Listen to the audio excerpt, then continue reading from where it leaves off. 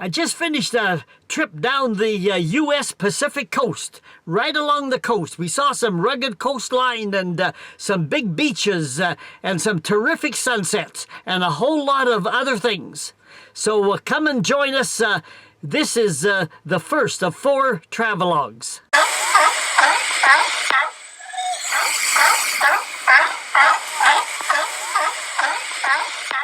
We are going down the West Coast, USA, through the states of Washington, Oregon, and California. And we'll be visiting various communities along the coast.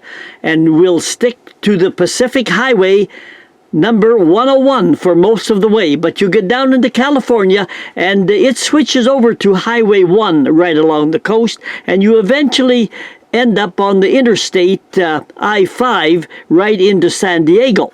But the interstate I-5 runs inland on the black line here. On our West Coast trip, this gives you an idea of some of the communities we visited.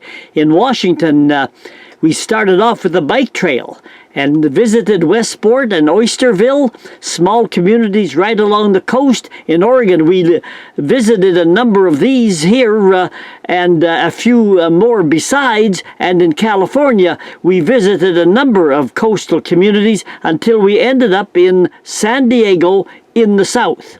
We started inland in the state of Washington right here at this star. Up above us is Canada. That's Vancouver Island, the city of Victoria. Spokane is down here. So after our bike tour initially, we dropped on the black line and made our way out toward the Pacific coast.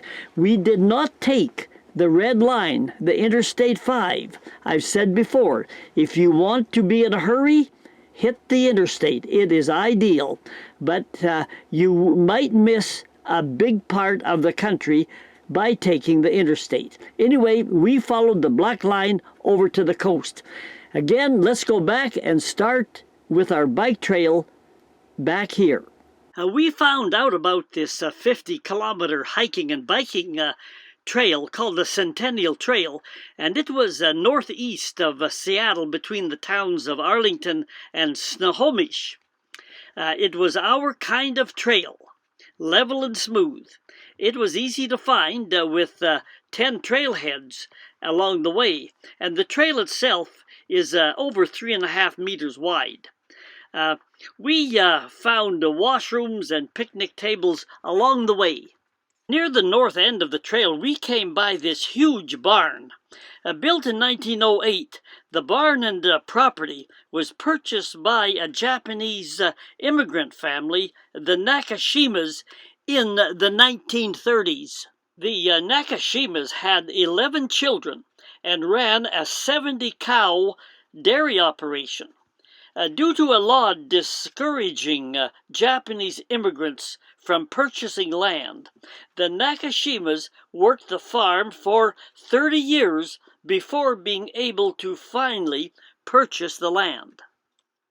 You can see historic pictures of the Nakashima family on the walls of the barn. The Nakashima family, though, the American dream for them became an even worse nightmare when Japan bombed Pearl Harbor in Hawaii during World War II. The U.S. Panicked and ordered all people of Japanese descent into concentration camps. American residents and citizens of Japanese descent they thought might possibly be traitors who might help Japan in the war. Here is a picture of some of the family sitting on the grass.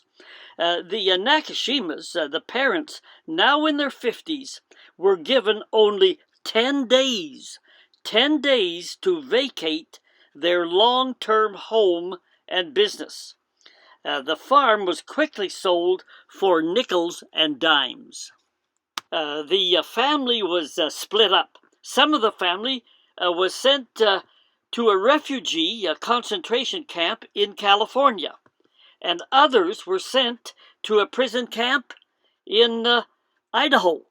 The Nakashimas' great American dream was now a true nightmare.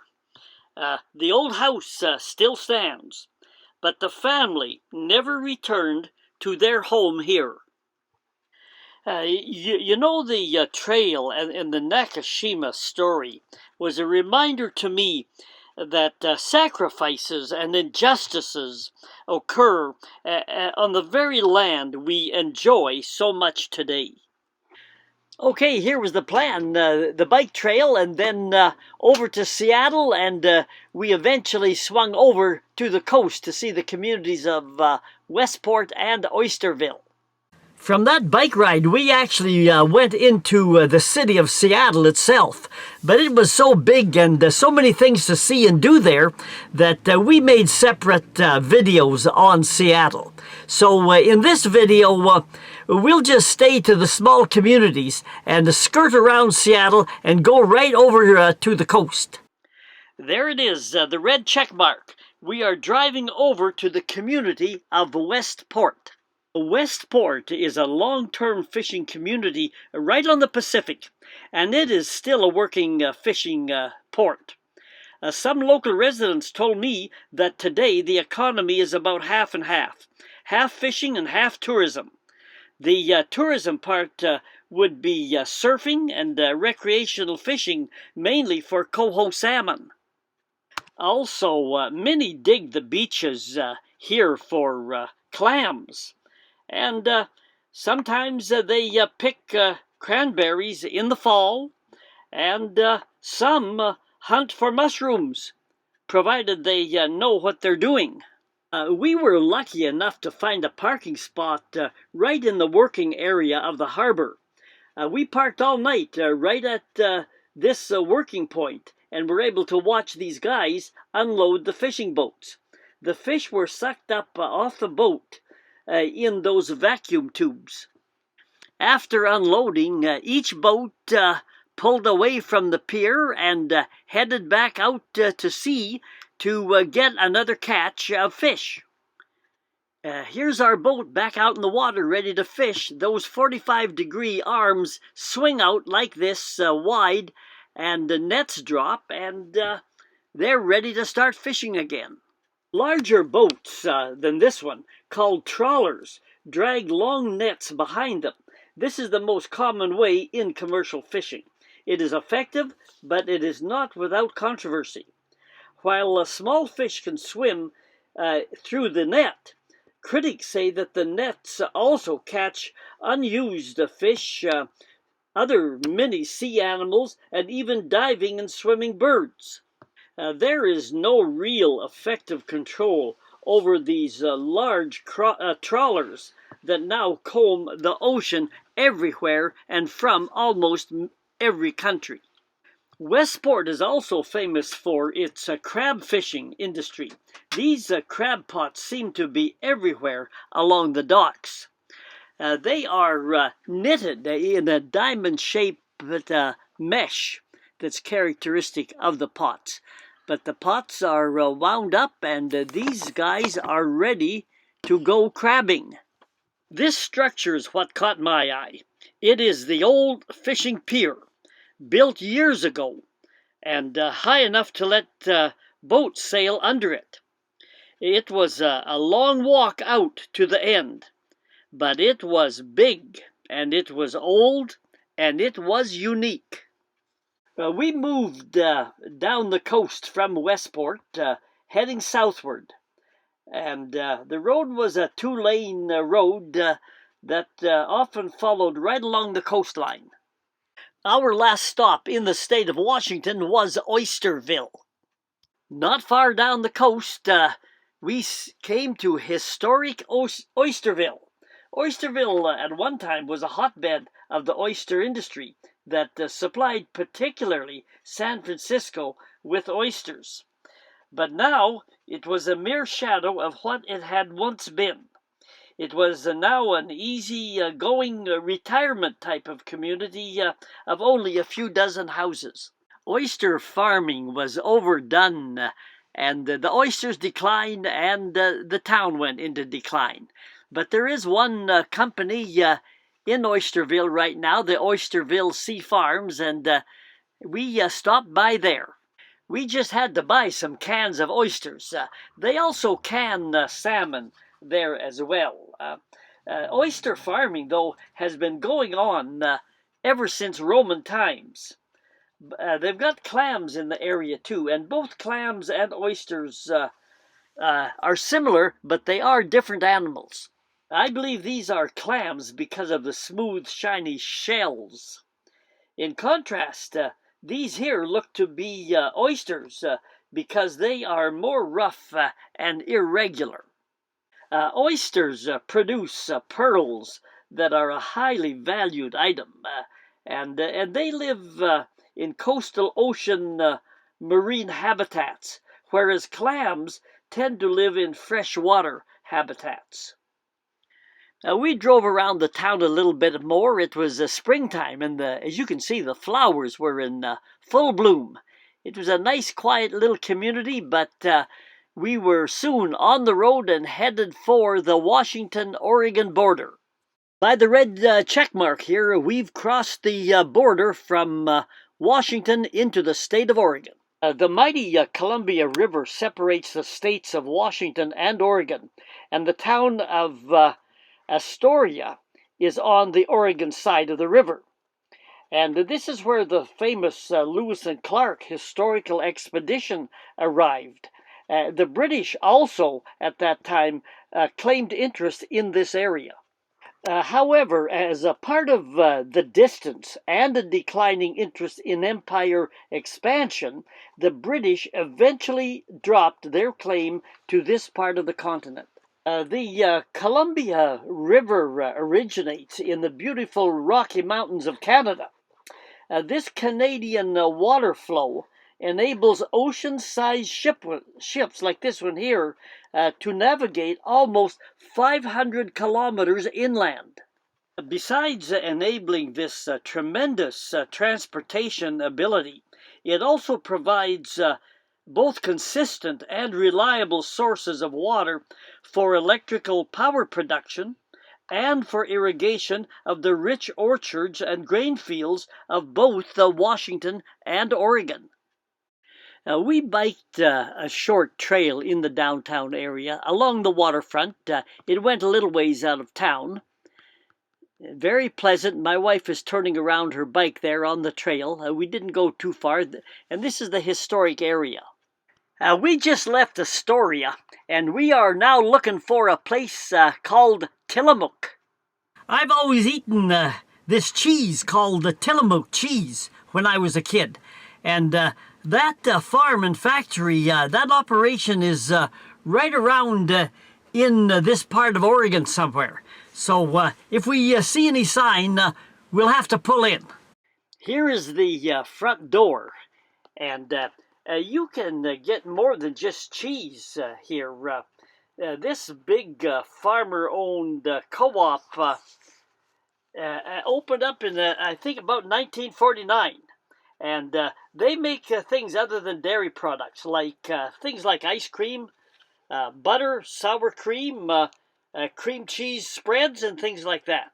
Yeah, these cheese things were pretty neat, hanging from the ceiling.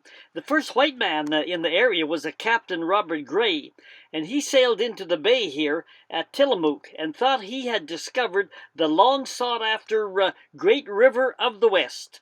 But that had to wait a few more years when he later discovered the Columbia River a bit north of here, and it was really the Great River of the West. There is often a crowd on the main floor of the sales area. With three small rivers nearby, it is a popular place for kayaking, and you can take an old railroad ride along the bay and taste some wine along the way. Hey, guess what I'm having for lunch today? I didn't buy enough of that cheese back there. Okay, we're heading down a little further down the coast to Lincoln City. And I've made the point before that before you go on a trip, you really should plan it out a little bit so you hit some of the festivities and the special events. And that's what we did in Lincoln City. We're going down there to see the big kite flying event. and they run 3 of them a year. The wind is almost perfect off the Pacific coast in this area for kite flying. There they go. They make a great spectacle in the air. Different colors and shapes. Kids, adults, amateurs, and pros all come here to have a lot of fun along the beach. A gust of wind can create quite a tug on the line of a big kite. So anchors like these are buried in the sand so the kite doesn't get away. Trees and power lines are the enemies of kites, so that is why open areas like beaches are good kite flying places. We're getting ready to pull out of Lincoln City. But, kite flying started in China way back centuries ago. And like a lot of inventions, it was military oriented, just like the satellites we've got today, kind of spying on the other person, the other country.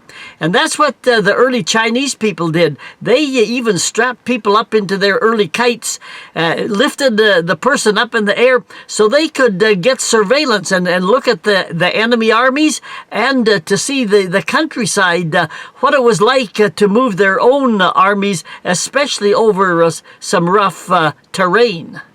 Next stop, the Big Sea Lion Cave just north of Florence, Oregon. It was the first of several very enjoyable times we had opportunities to watch these wild sea mammals in action up close. We spotted this statue, so let's go inside. The cave itself was dark and a little steep to walk down. But you get an ideal view once you're inside. It was loud and a little smelly, but it was the real deal. There are several caves like this along the coast, but this one is one of the larger ones, and it is easily accessible by tourists. The seals went in and out of the cave. These were some outside in the ocean. It was such a treat and privilege to be able to be so close up and able to watch wildlife in its natural habitat. We stopped and watched seals at several places along the coast. Listening to the barking harbor seals was a highlight.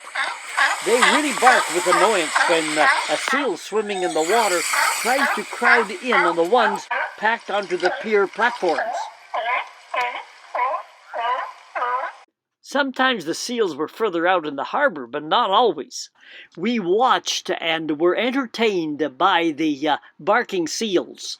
Now here's a guy in the water. He wants up on the platform where the others are. So he comes in and swims around, not any takers. And this is what they think of him trying to get in.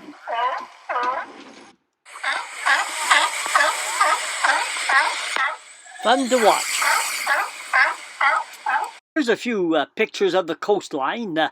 As you can see, it's quite rugged but varied in some places. Some places were quite steep, and every once in a while we had nice flowers like these along the highway. Working southward, we are a little over halfway down the coast.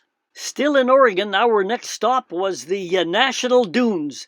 Lots of sand and lots of fun. They were right beside the ocean, and you could swim or you could get on your dune buggy and have fun. This trailer was unloaded, and before you knew it, the kid was on the bike and having fun. You could see where they had run up and down the dunes. You can bring your own ATV, or if you want, you can also rent machines right there. That is the first of 4 travelogues down the U.S. Pacific coast, and we're headed to the big state of California. So if you like what you saw and you want to know when we're putting those other travelogues on the internet, hit the subscribe button and we'll see you down the trail.